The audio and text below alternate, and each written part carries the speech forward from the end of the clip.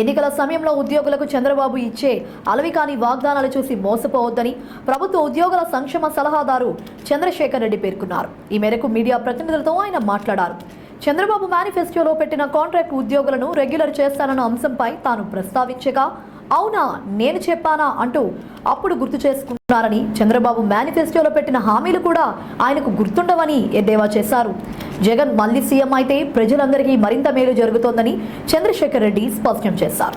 అనంతరం బొత్స సత్యనారాయణ మాట్లాడుతూ కూటమి దుర్గార్పు ఆలోచనను ప్రజలు గమనిస్తున్నారని, కూటమికి ప్రజలు ఖచ్చితంగా బుద్ధి చెప్తారని ఆయన పేర్కొన్నారు.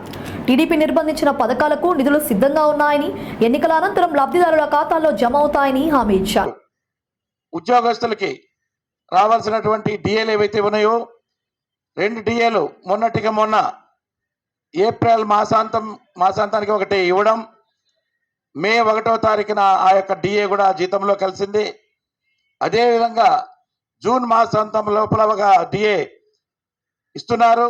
అది కూడా జూలై 1వ తారీఖు నుంచి మరి ఉద్యోగస్తులకి పెన్షనర్స్కి డిఏ కూడా వస్తున్నది. అంటే ఇంకా ఏ డిఏలు కూడా ప్రభుత్వ ఉద్యోగస్తులకి పెండింగ్ లేవు. అప్ టు డేట్ ఇచ్చినటువంటి ప్రభుత్వం ఇప్పుడే జరిగింది, కానీ ఇంతకుముందు ఎప్పుడు కూడా డిఏలు అప్డేట్కి ఇవ్వలేదు.